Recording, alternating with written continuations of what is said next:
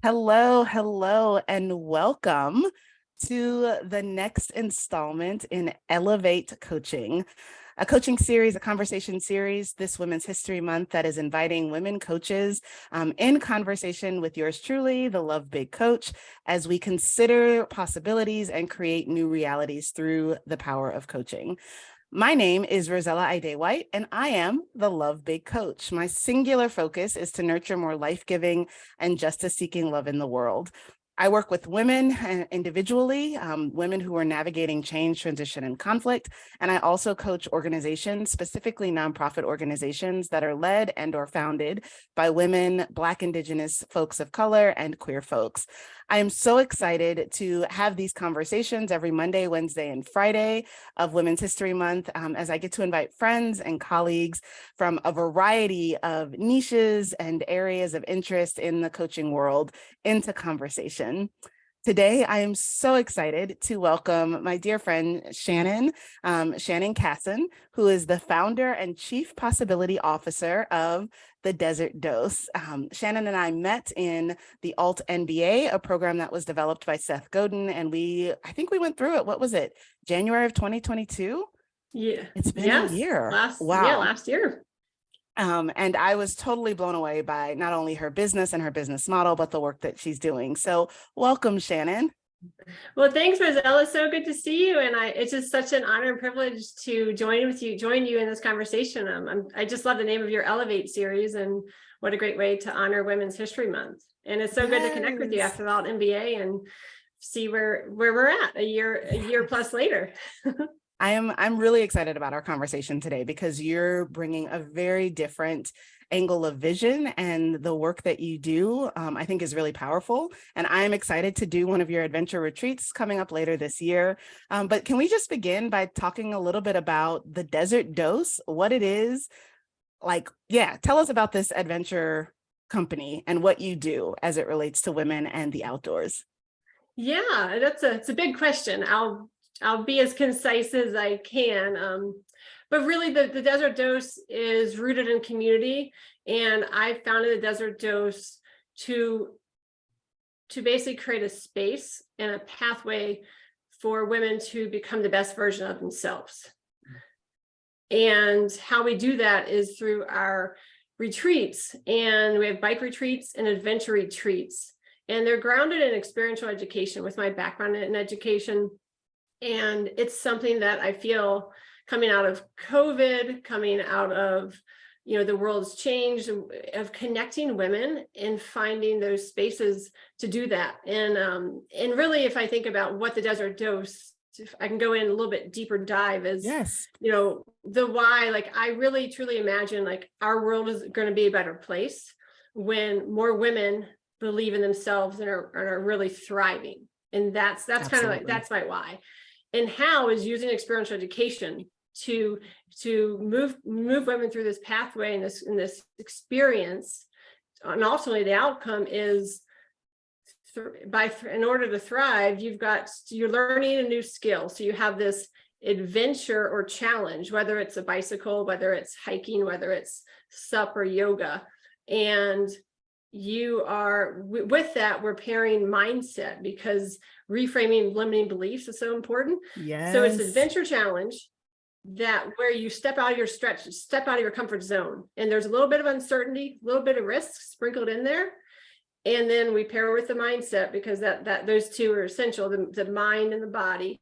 And then we have this aspect of fun, because I am an educator. I taught physical education and coaching and sports, and there is a high fun factor where, yes, we do hard things and we don't take ourselves too seriously. And that is rooted in community. So we're doing this together. There's community building that's intentional, where everyone feels safe and included. You show up as you are, any level, all levels are welcome and encouraged. And really, at the end of the retreat, it's just the start of this process of growth. And when you enroll in the Desert Dose, it's a journey for self-development and personal growth. And really, ultimately, how I imagine a better world, Rosella, is you learn this skill, you practice it, you do something together with us, with the group. Let's say we climb top of this hill with this mountain. And then we have more confidence. And when you have Yeah. more confidence, you show up bigger and brighter in the world, and you're more motivated to keep moving your physical body. And it transfers from the physical space in nature to your community and making a bigger impact in your community. Because as you know, women have a lot of power and have a lot of energy. Yes. And Yes, I have we a lot of do. energy and passion. And I just want to share everything I've learned through my years in education and sport with women. And then it gets sprinkled out to their communities, and it just keeps, right, it keeps growing.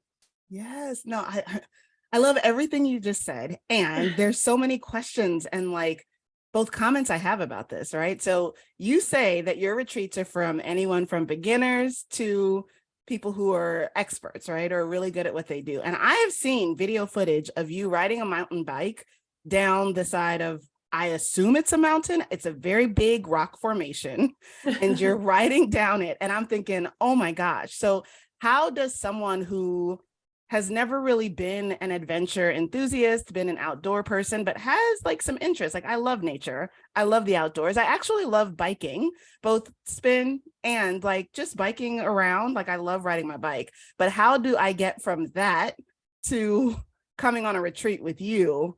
Yeah. How does that transformation even happen? Yeah, that's such a great question. I love that you have interest in biking and just moving in nature, and because that nature piece is so important, I think, connecting to it. And really it's saying yes, it's showing up. I think like anything, the hardest part is showing up, because we all have deep-rooted fear, insecurity. Am I going to be good enough? You have this self-doubt, and getting past that is like, okay, I'm going to show up, and being vulnerable, right? Because when you show up, you're like, okay, here I am. Here's where I'm at with my fitness, with my skills. Here's me, and help me get there. And that's really what it's about. And that takes some confidence. And I'd say that takes more courage, I think, just to show up, right?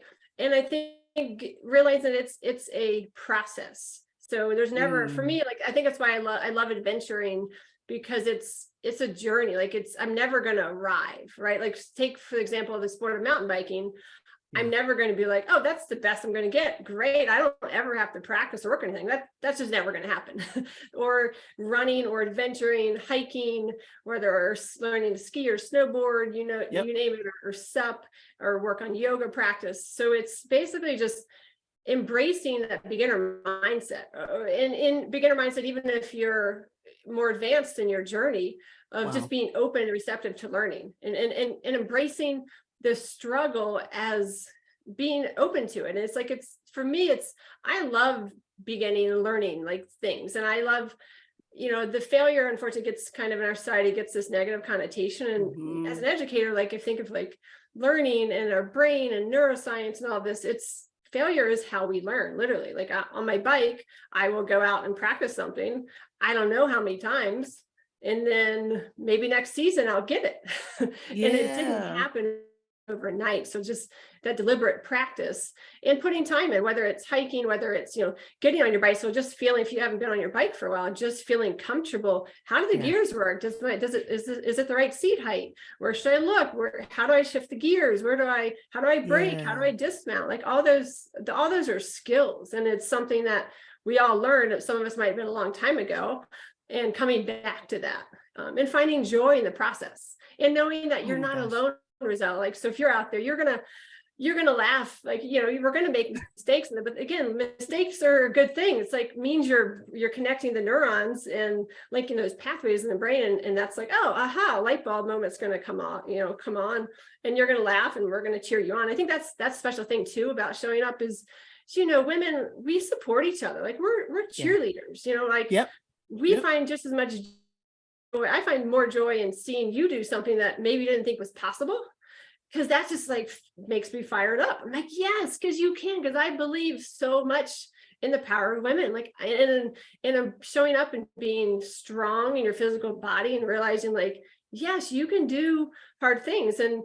my hard thing might be different than your hard thing, but it's still your thing, and you're accomplishing the goal, and and that's where at the end of the day, that's the outcome that transfers. So that's I want to I want to introduce everyone to my new bike coach, because everything you just said, right? This is what we do in coaching, right? We encourage people. Yeah, And I use the word empowerment, even though empowerment can have a it's a loaded term, right? But like, you help draw out what's within, right? I love how yeah, you said the first thing that you do is just show up, right? That's yeah, the beginning journey of any, I think, journey or engagement with transformation. The first thing is to decide that this is something that you want, and then you show up. mhm, Like, all of the other details about it, all of the like, how will I get through what, not the first thing you just got to say is yes.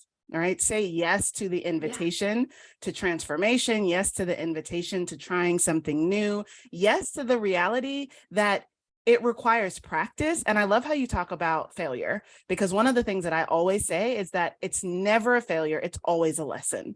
Right. And I feel like that as yes, entrepreneurs, right? All the stuff that we go through as an entrepreneur, we already know. It's like there's all the things you're learning, the things that they did not teach us, whether it was in education training.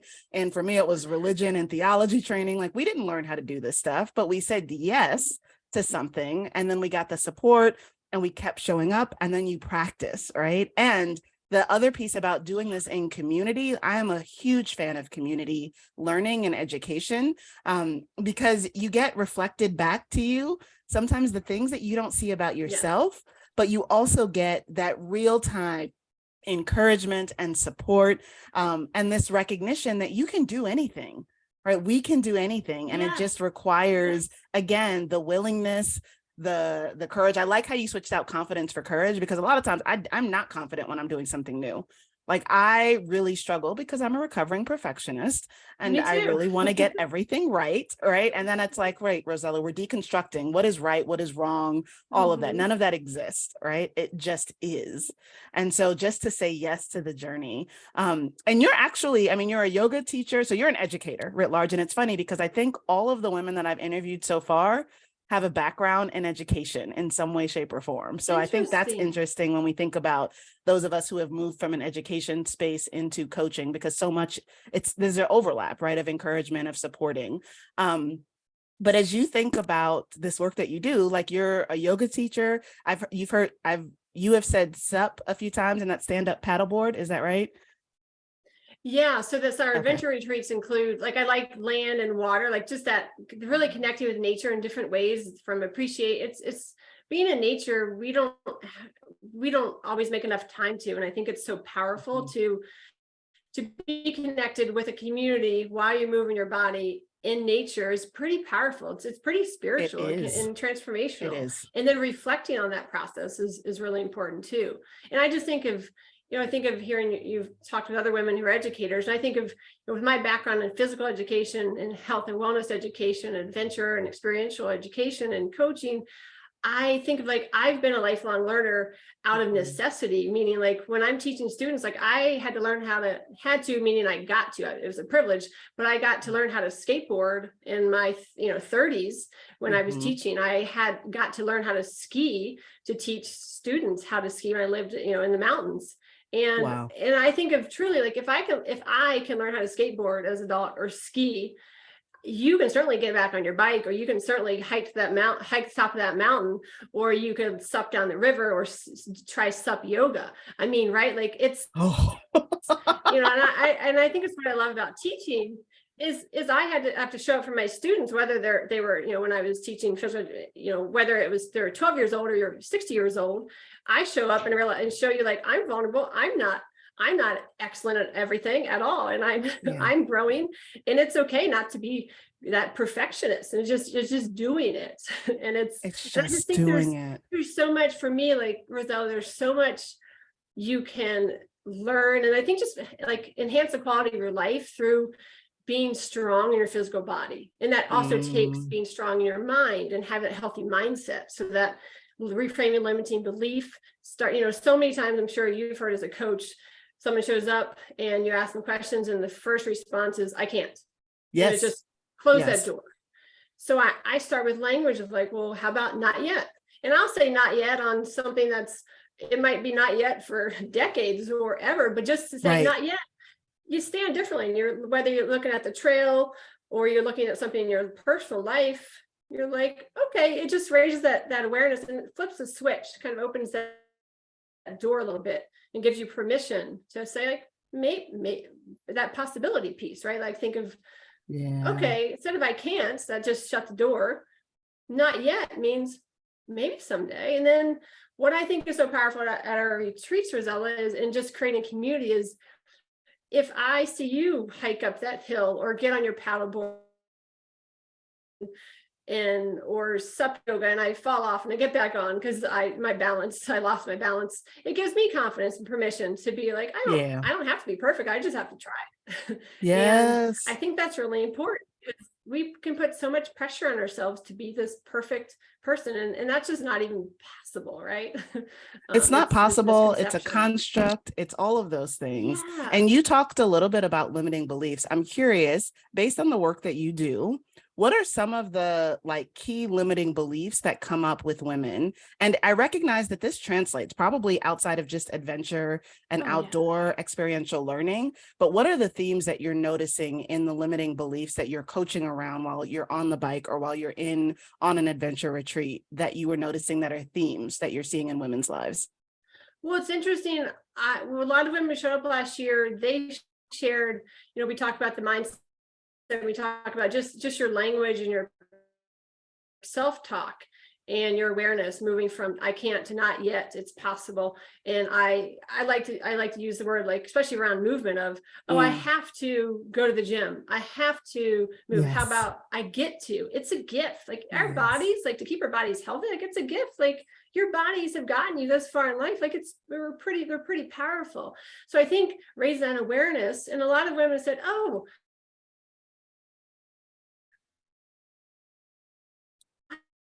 Oh, wait, hold on. I do this with my children, or I do this. Oh, wait, can you hear me, Shannon? I can hear you. Okay, we're going to start. I just want you to go back and say the part of I get to, and then it cut out. So women being able to say I get to, and then recognizing the mind-body connection. And you were saying something about children and it had cut out.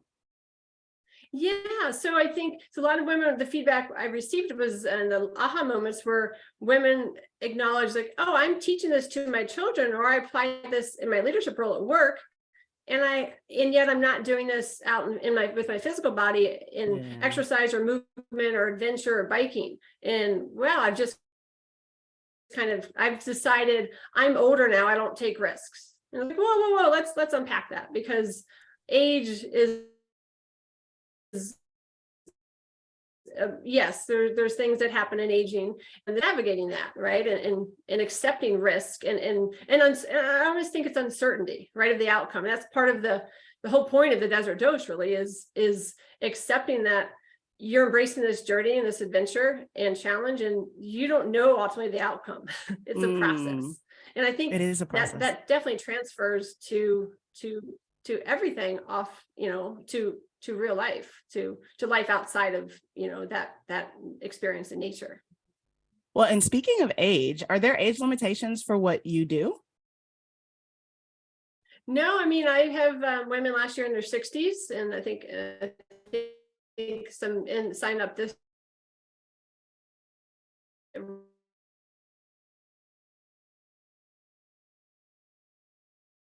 Oh, wait, hold on. It's a Friday, folks, so I feel like the internet is not our friend today. And, I have had some 20s and 30-year-olds as well. I think we're learn from each other. What's that? I said the internet is just not our friend right now. But I heard the part of, you have people that are in your 60s, and so you basically have a range of folks that do your adventures. Is this right? Yeah, and I think that's so powerful, because you learn from each other, right? And 30-year-olds have a lot to learn from 60-year-olds, and vice versa, from reflection to sharing. And I think it's powerful to see on both ends of the spectrum what you're capable of, and what we're capable of more together. Well, and that leads me to the question. I always ask questions around possibility, right? I feel like this is a great coaching question that we get to ask our clients and the folks that we support. But from your vantage point, what becomes possible when women say yes, right, and just show up and take a risk, or place a bet on themselves? From your vantage point, what becomes possible? I think, oh my goodness, I love that question. I think that when you show up and you're leaning in, you've said the say yes, I'm showing up and leaning in, and I'm embracing it. Where is this going to take me? I don't know, but I'm here and I'm present and I'm vulnerable and I'm excited to participate and challenge myself and be okay with the uncertainty. And I know I'm going to grow from it. And I think that risk taking, again, leads to confidence. It's like, okay, if I show up and I did this thing, and I have this community of women, then they're going to support me as I keep growing and encourage me.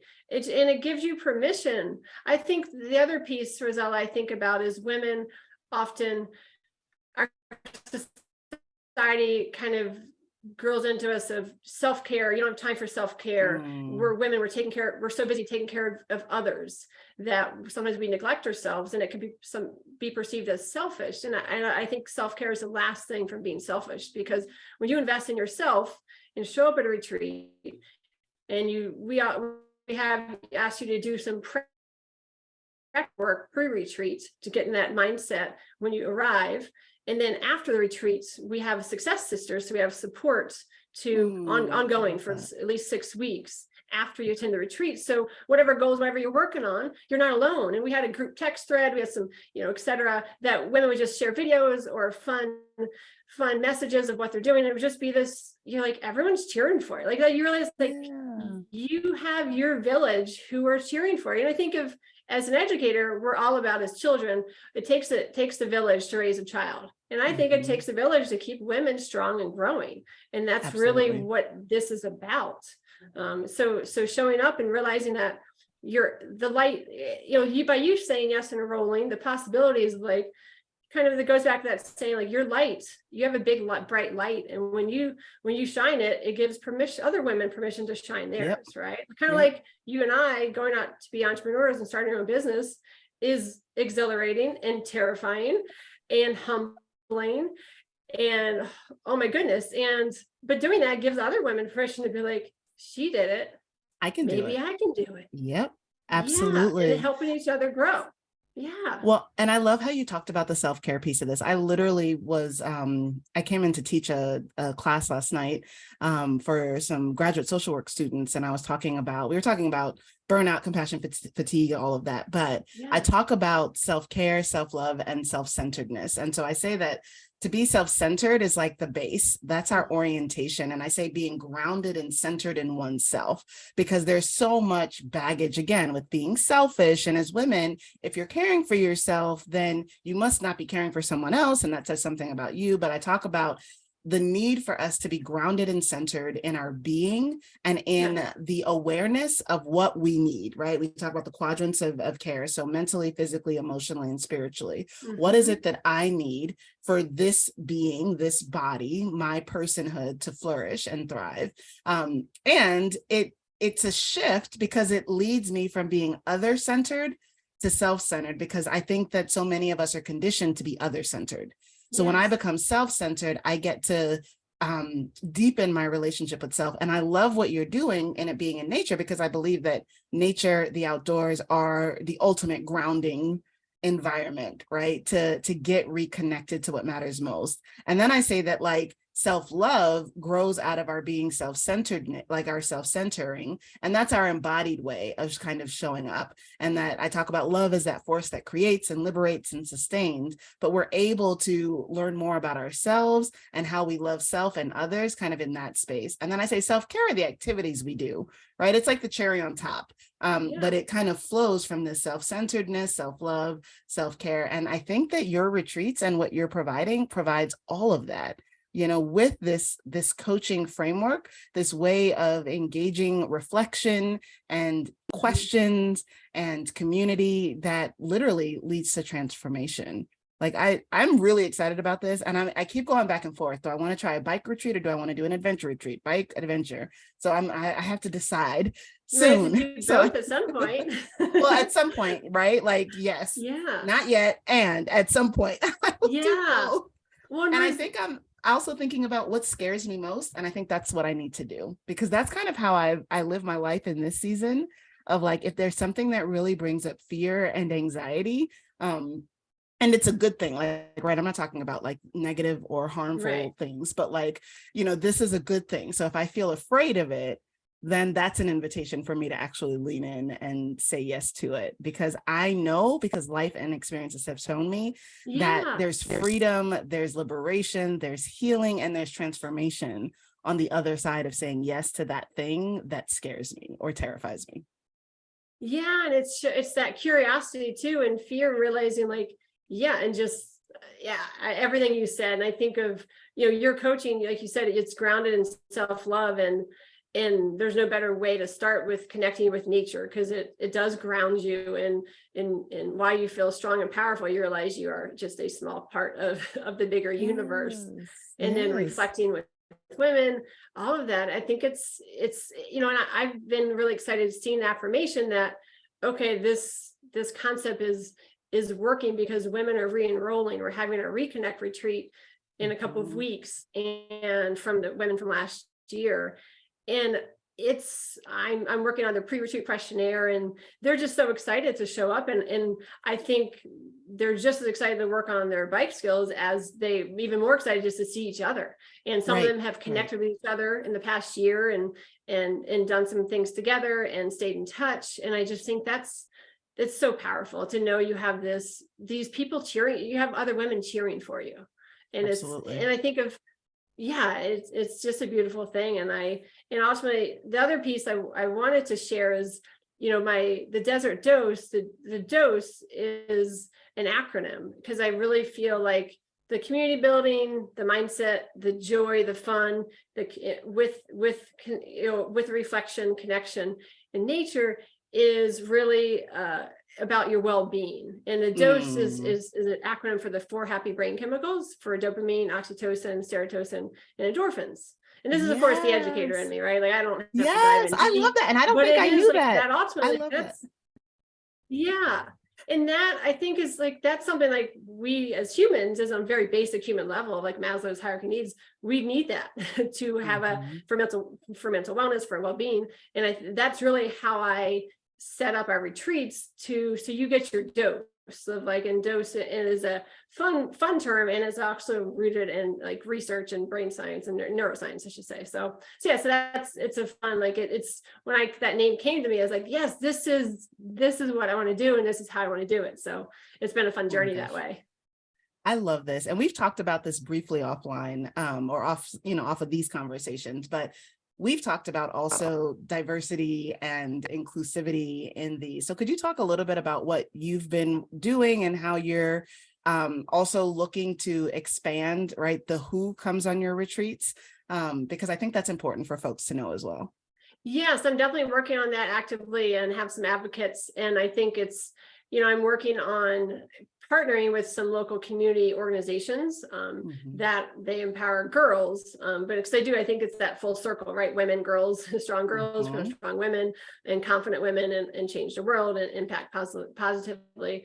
And I'm really looking on reaching out to organizations who can help fund, right? Because you think of barriers to entry are time and money. I mean, there's so many, but to access nature and feel safe, and is time and money, and then getting those skills, and people who also look like you can see, right? You can see models. So those are things I'm working on, and it's a slower process than I want, but I do have some different coaches this year, and I'm really recruiting some women in our community who can be hiking leads and whatnot, with backgrounds, who have had their own journey and experiences that they can just add to the experience for women. So it's we need more diversity. We need, all bodies, colors, everyone showing up, and realizing that we're all in this, like, we're better together, right?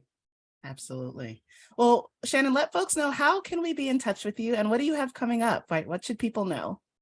Oh yeah. So we have some bike retreats coming up, and we also have doing a new local bike dose in Grand Junction, Fruita area this spring for local women.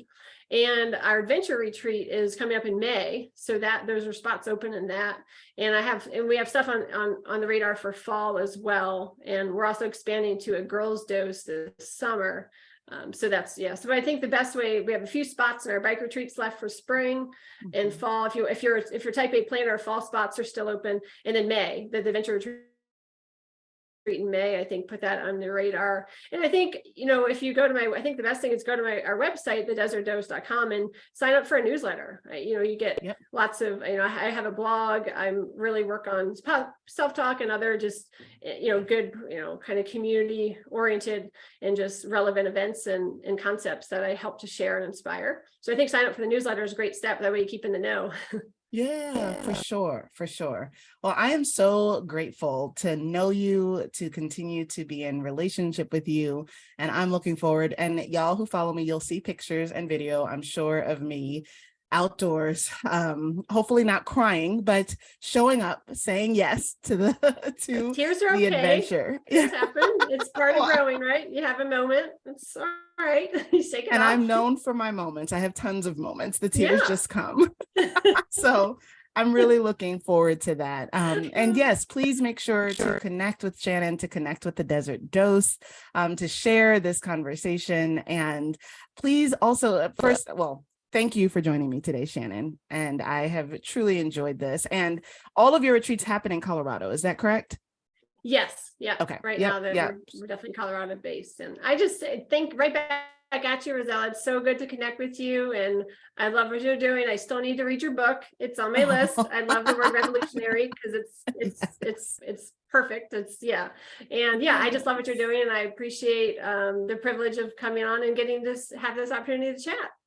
Oh, well, thank you. Thank you. And for those that are joining and watching, thank you for being here today. Know that we will be back Monday at noon. So Monday, Wednesday, Fridays in March at 12 p.m. Central Standard Time. We're hosting these conversations, Elevate Coaching, where we connect with coaches who help us to create new possibilities and new realities through the power of coaching. So I am the Love Big Coach, Rosella Ide White.